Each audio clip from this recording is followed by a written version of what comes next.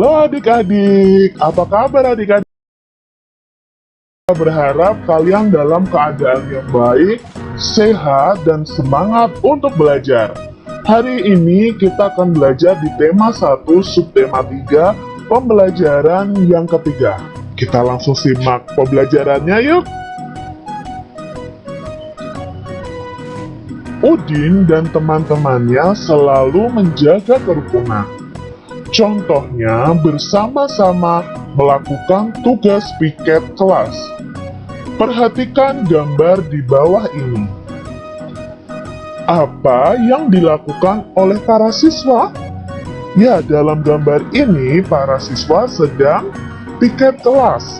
Ada yang membersihkan meja, ada yang mengepel lantai, merapikan rak buku, merapikan almari. Pernahkah kalian melakukan piket kelas bersama dengan teman kalian? Tentunya pernah ya adik-adik ya. Udin menjadi ketua kelas. Ia bertanggung jawab mengatur dan mengawasi kegiatan piket kelas. Bacalah percakapan di bawah ini dengan nyaring. Udin berkata, "Teman-teman, bersihkanlah kelas sesuai pembagian tugas." Siti menjawab, "Siap, Din, aku akan menyapu." Edo juga menjawab, "Aku akan menghapus papan tulis sampai bersih."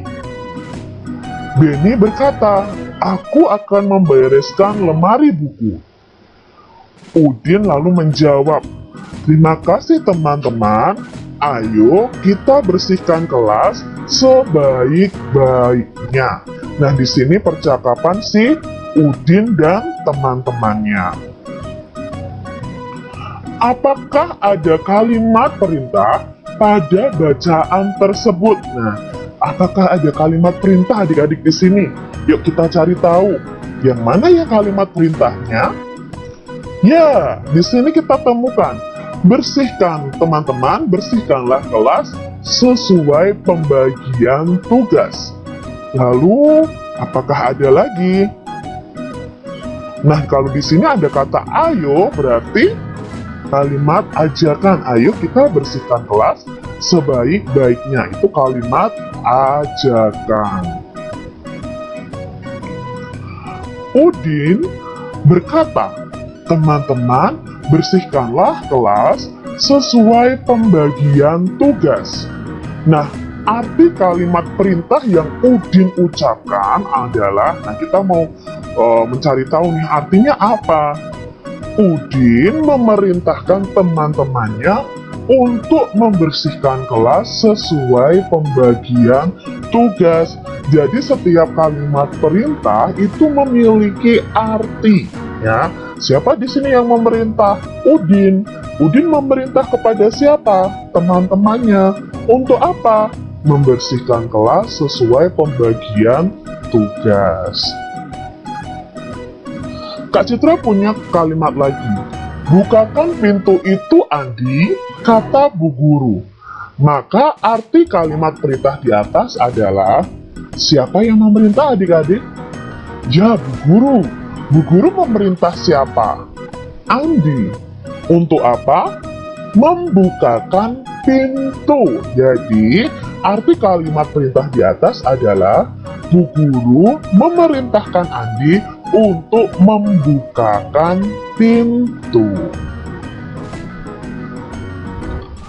"Bagilah bekal ini dengan teman-temanmu ya Udin," kata ibu. Nah, kalimat perintah ini mempunyai arti, siapa yang memerintah adik-adik? Apakah Udin? Bukan, yang memerintah adalah ibu. Ibu memerintah Udin untuk apa? Untuk membagi bekalnya bersama teman-teman. Jadi arti kalimat perintah tersebut adalah ibu memerintahkan Udin untuk membagi bekalnya, ya. Itu adalah arti kalimat perintah. Beni bertugas membersihkan lemari kelas. Di lemari terdapat kotak kapur tulis.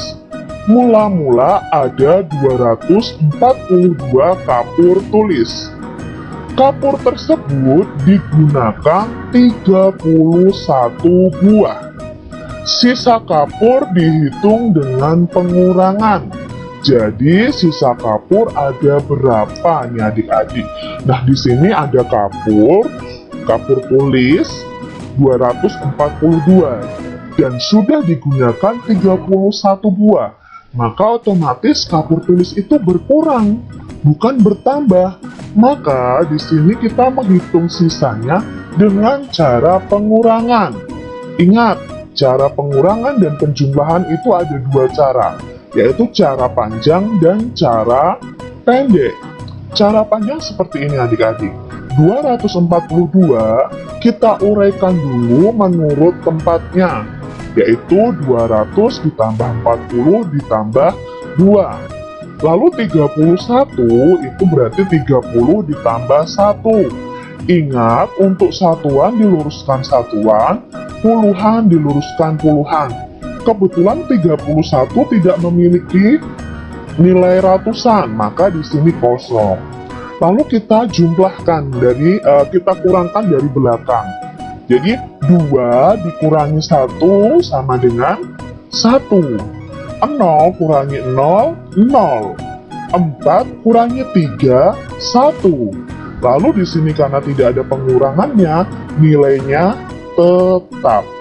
Maka jika disatukan jumlahnya adalah 211. Jadi sisa kapurnya setelah dikurangi 31 buah adalah 211. Ini cara panjangnya. Sekarang cara pendeknya. Kita buat bersusun terlebih dahulu seperti ini. Lalu kita kurangkan dari satuannya dari belakang. 2 dikurangi 1, 1. 4 dikurangi 3, 1. 2 karena ratusan ya, tidak dikurangi sama sekali, maka nilainya akan tetap. Berarti sisanya adalah 211. Ini cara panjang dan cara pendek. Kebetulan di sini tidak ada teknik meminjam. Jadi ini bisa langsung dikerjakan adik-adik. Coba kalian lebih mudah yang mana? Pakai cara panjang atau cara pendek? Soal nih, 290 dikurangi 70. Kita kurangi dulu dari satuan. 0 kurangi 0, ya 0. Lalu 9 kurangi 7. Kak Citra ibaratkan, Kak Citra punya apel 9, lalu dimakan 7. Maka sisa apel Kak Citra adalah, ya 2.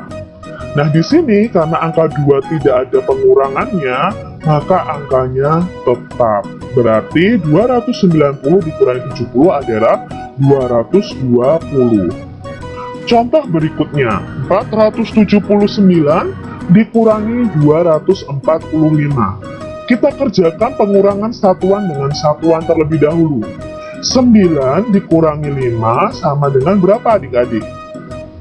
Ya, 4. Lalu 7 dikurangi 4 sama dengan 3. 4 dikurangi 2 sama dengan 2.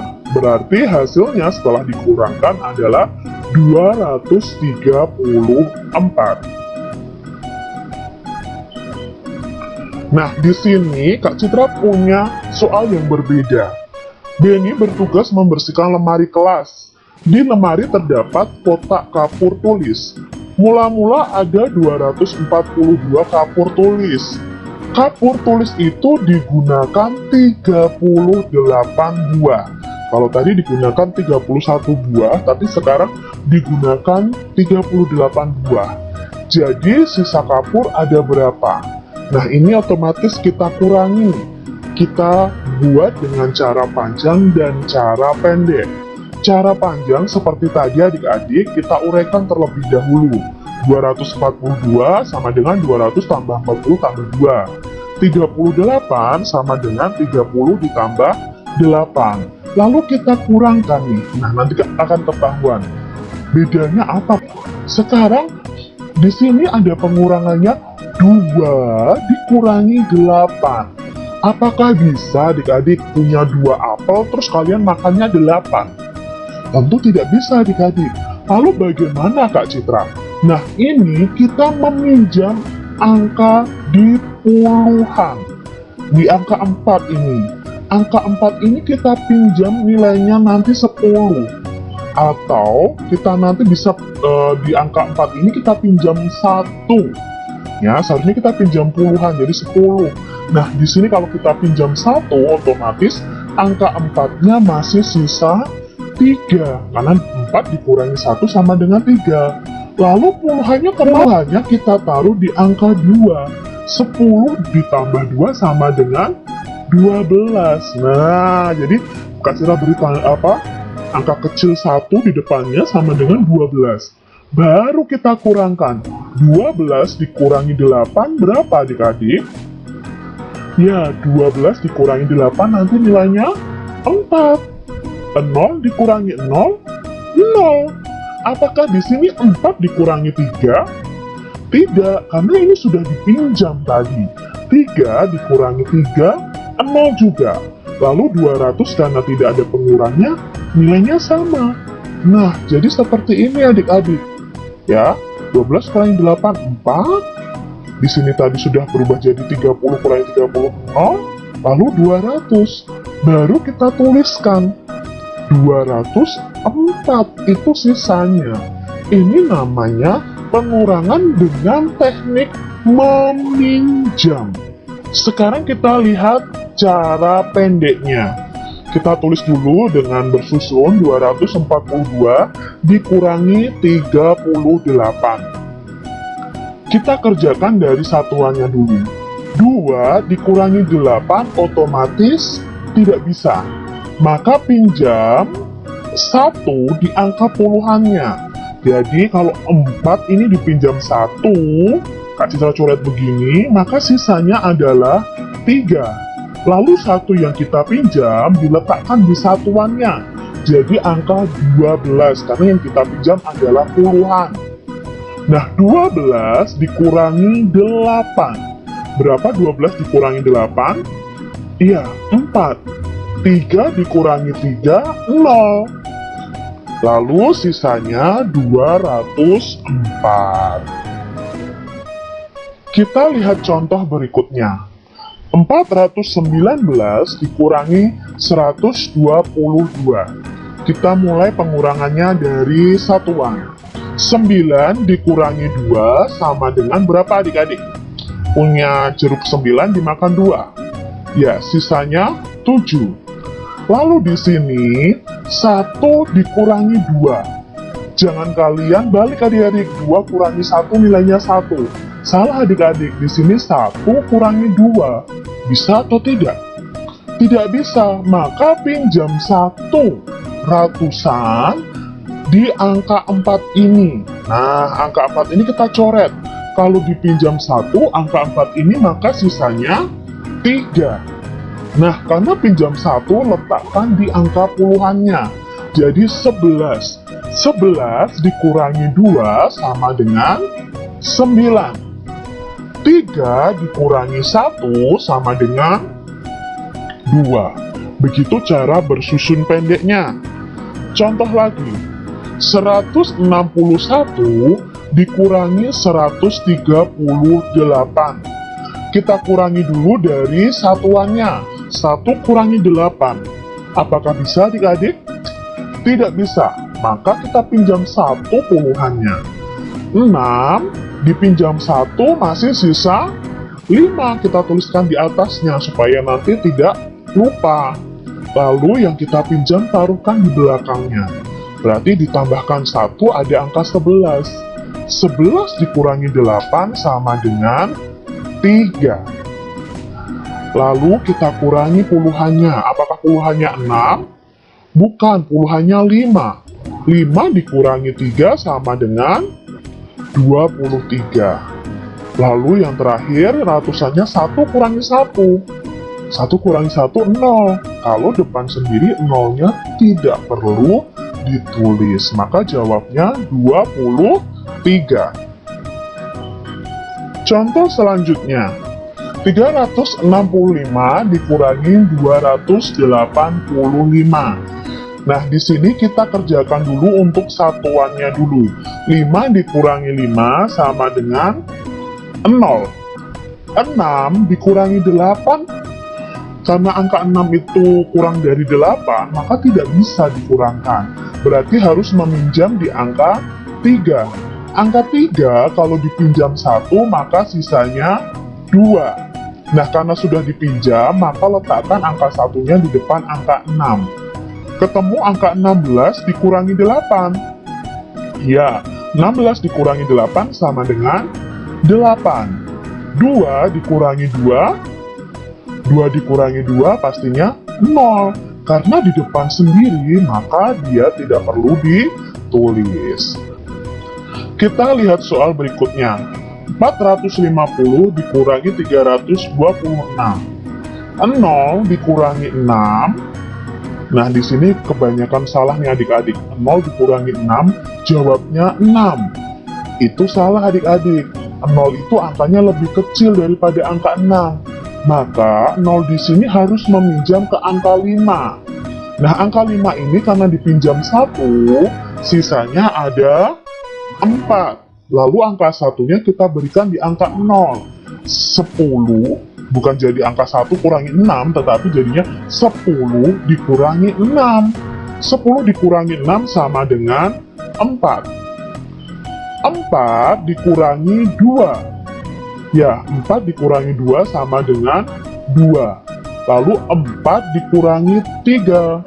4 dikurangi 3 sama dengan 1. Seperti itu adik-adik.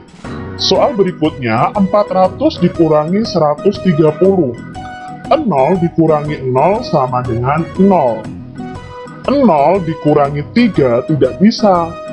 Jadi harus meminjam ke angka 4. Angka 4 dipinjam 1 masih sisa 3. Maka angka 0-nya ini jadi angka 10.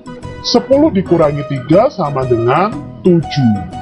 3 dikurangi 1 sama dengan 2. Mudah sekali adik-adik ya.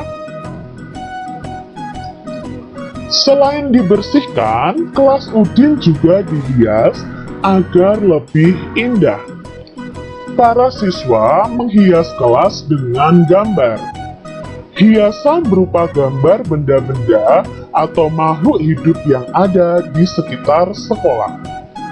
Mula-mula dibuat sketsa gambar pada kertas gambar menggunakan pensil. Gambar sketsa lalu diselesaikan menjadi gambar yang lengkap. Tentunya adik-adik masih ingat bagaimana cara menggambar. Nah, menggambar itu kita mulanya membuat sketsa dulu. Ya, sketsa gambar menggunakan pensil supaya kalau salah mudah dihapus. Setelah itu sketsanya baru kita warnai. Nah, kemarin dalam pembelajaran sebelumnya kita belajar memilih alat warna ya. Alat warna yang kita pakai ada krayon, ada spidol, ada pensil warna. Dari ketiga alat mewarnai ini, itu hasilnya juga berbeda-beda. Nah, kita ingat dulu, kalau kita mewarnai dengan krayon, maka hasilnya akan tebal dan kasar. Jadi ini hasil yang akan kita peroleh saat kita mewarnai dengan krayon itu tebal dan kasar. Jadi nanti hasilnya harus kita haluskan ya.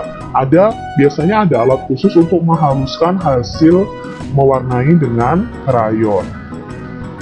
Lalu saat kita mewarnai dengan spidol, hasilnya akan tebal dan halus. Nah, ini contoh mewarnai dengan spidol.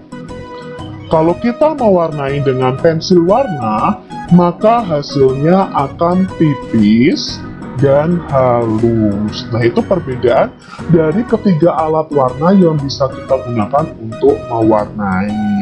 Jadi kalian bisa memilih nih ketika kalian menggambar, kalian mau mewarnai pakai krayon, spidol, atau pakai pensil warna. Ya, demikian adik-adik.